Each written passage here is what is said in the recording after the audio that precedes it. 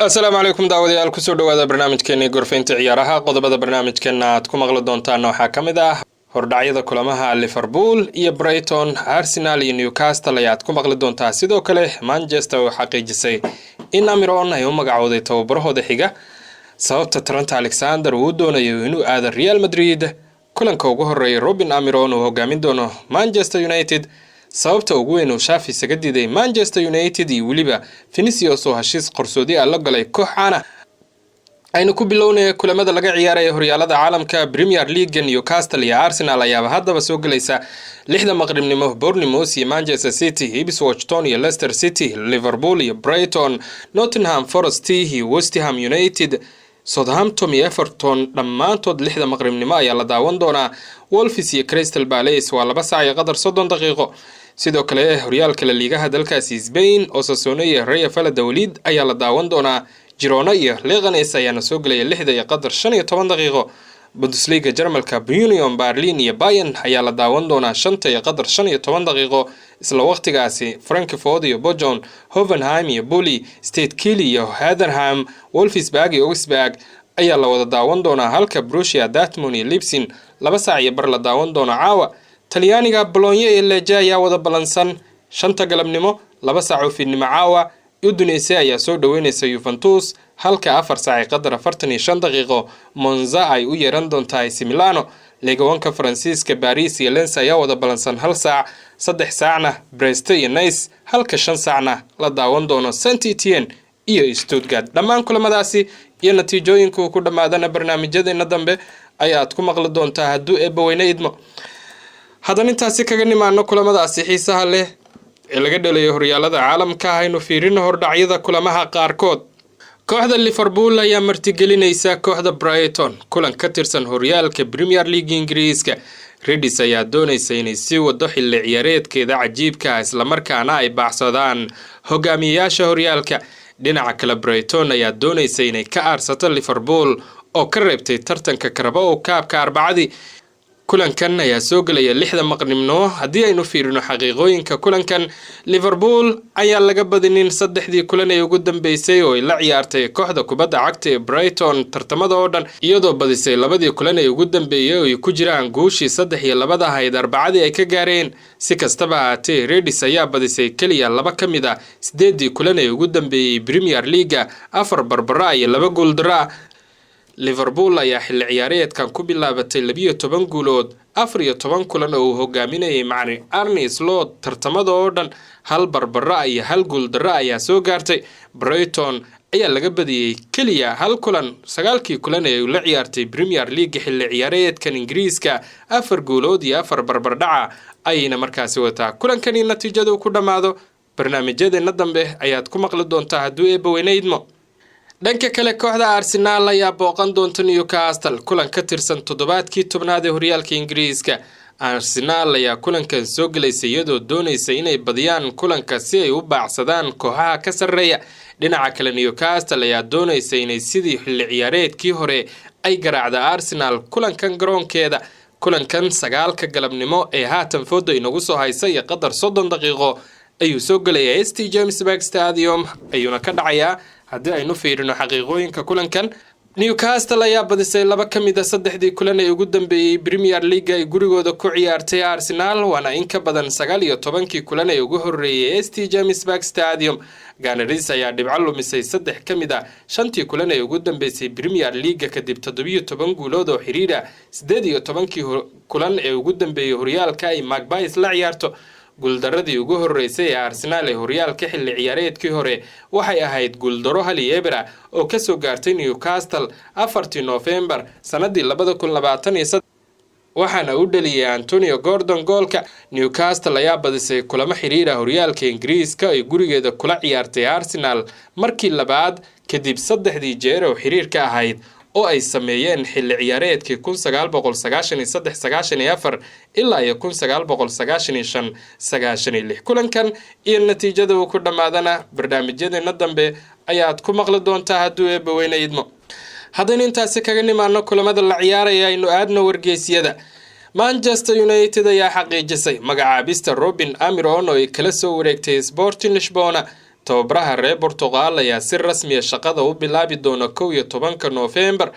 kooxda 20 jeer haysata horyaalka Ingiriiska ayaa ceyrisay Erik ten Hag subaxnimadii Isniinta wax yar ka hor 24 saac kadib guuldaradii 2-1 ay ka soo gaartay West Ham horyaalka Premier League.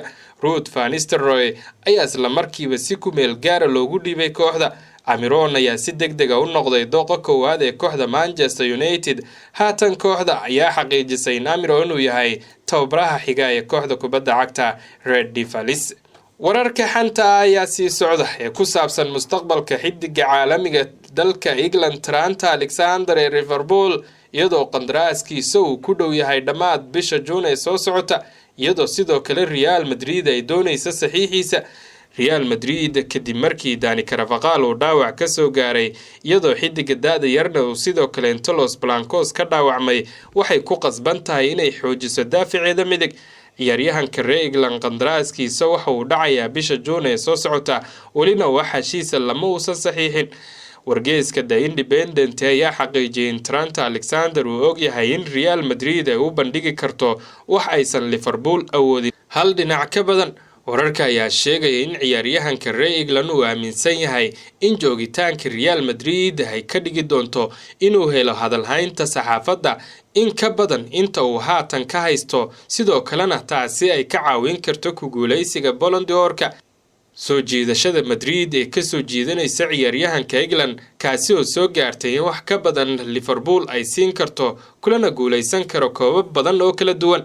dhinaca kale joogitaanka Jude Bellingham ayaa fududeynaysa maadaama ay saaxiibo dhow yihiin Trent Alexander. bixitaanka Jordan Klopp ayaa sidoo kale inta arrin kale oo tixgelinaysa in Trent uu ka baxo kooxda maadaama xiriirka xidiga iyo tababaruhu uu ahaa mid fiican laakiin uu haatan u muuqdo mid aan xooganayn marka uu joogo Arne Slot. wargeyska ayaa tilmaamay in hadal soo jeedintii Trent ee ku saabsanayd inuu doonayo abaalmarinta shakhsiga ee Ballon d'Or-ka ay ku sii dhaweyn karto kooxda kubadda cagta ee Real Madrid. taageerayaasha Manchester United ayaa ku qasbanaan doona inay sugaan ku dhawaad hal bil kulanka ugu horeeya ee Robin Amiron.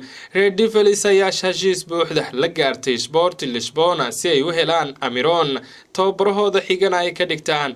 maamulka United ayaa shaaca ka qaaday cayrinta Ten Hag Isniintii kadib markii si xun uu ku bilowday xilli ciyaareedka taasi oo ka dhigaysa in kaalinta 14aad ee kala sareynta ay fadhiyaan. Sporting Lisbona iyo United ayaa ka heshiiyay qiimaha tababaraha oo dhan 10 milyan oo euro iyo waliba tababaraha uu sii hogaamin doona kooxda Sporting Lisbona ilaa ay fasaxa xulalka.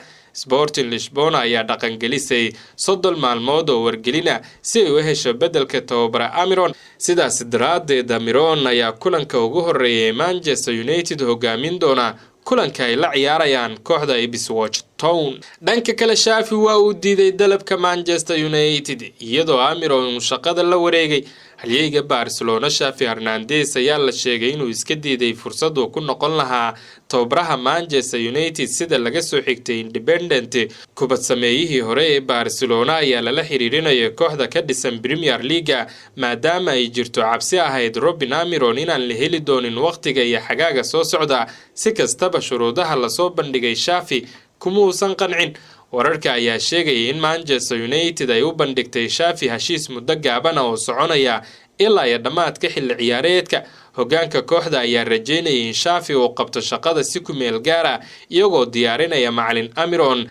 hase yeeshee Xavi ayaa si degdeg ah u diiday soo jeedinta iyo codsiga ee waqtiga gaaban isagoo dalbaday heshiis waqti dheer. Xavi oo tababaro u noqday Barcelona isla markaana guulo muhiim ah la gaaray ayaa doonayay inuu ka tanaasulo rabitaankiisa ku aadan xasiloonida shaqada. tababaraha Reis Bowen ayaa si joogto ah loola xiriirinayay shaqooyin sare oo Yurub ah laakiin waxa ka go'an inuu helo mashruuc aad u sareeya iyo waqti badan. dhanka kale taageerayaasha United way ku kalsoon yihiin inay hadda heleen Robin Amiron si rasmi ah loogu magacaabay tababaraha cusub. Amiron oo caan ku ah xirfadiisa farsamo iyo guulaha uu la gaaray Sporting Lisbona durba waxa uu bilaabay inuu dareensiyo taageerayaasha soo dhaweyntiisa diiran isagoo ka jawaabay fariin uu ka helay taageerayaasha United ee Scandinavia. Amiron ayaa ugu jawaabay waad ku mahadsantihiin taageeridiina idin ma niyad jabin doono ayuu hadalkiisa raaciyay. magacaabista Amiron waxay calaamad u tahay bog cusub oo u furmaya United iyadoo kooxda ay sii wadi doonto dadaalkeeda ay ku doonayso inay wadada guulaha dib ugu soo noqoto. Vinicius Junior ayaa soo jiitay indhaha kooxaha waaweyn ee Premier League kadib markii uu diiday heshiis cusub. Manchester United iyo Chelsea ayaa lagu soo waramayaa inay ka mid yihiin kooxaha sida dhow ula socda wadahadalada qarsoodiga ee u dhaxeeya Vinicius iyo Real Madrid kadib markii xidiga Brazil uu doortay inuusan saxiixin dalab uga yimaaday kooxdiisa. Madrid ayaa taageero u muujisay xidigooda iyagoo qaadacay xafladii abaalmarinta Ballon d'Or-ka toddobaadkan kadib markii ay ogaadeen in Rodri iyo Man City uu ku guuleysanaya abaalmarinta xidiga ugu fiican adduunka, balse labada dhinac kama aysan heshiinin heshiis cusboonaysiinta ee qandaraaska Vini. wararka imaanaya Sacuudiga ayaa ah markaasi hubanti la'aan ciyaaryahanka wadahadalada, laakiin kooxaha waaweyn ee Premier League ayaa sidoo kale doonaya inay fursad ku helaan ciyaaryahankan oo aan iska diideynin helitaankiisa. Vinicius ayaa laga yaabaa inuu ka niyad jabsan yahay in loo arko ciyaaryahanka labaad ee ugu fiican adduunka, laakiin guulihii iyo koobabkii uu kula guuleystay waxay shaki ka bixinayaan inuu yahay ciyaaryahanka ugu fiican. wuxuu ku guuleystay 3 jeer La Liga Spain, 2 jeer Champions League isagoo door muhiim ah ka qaatay guulihii ugu dambeeyay Real Madrid. guulaha shakhsiga ee Vini sidoo kale lagu abaalmariyay waxa lagu magacaabaa xidiga xilli ciyaareedka Champions League 3 sano ee ugu dambeysay, isagoo ku guuleystay abaalmarinta ciyaaryahanka xilli ciyaareedka sanada 2023-24. wuxuu si joogto ah u soo ahaa mid ka mid ah ciyaartooyga ugu halista badan dhammaan Yurub 5 horyaal iyo 5 sano ee ugu dambeysay, isagoo dhibaato ku ahaa daafacyada Yurub gaar ahaan horyaalka La Liga.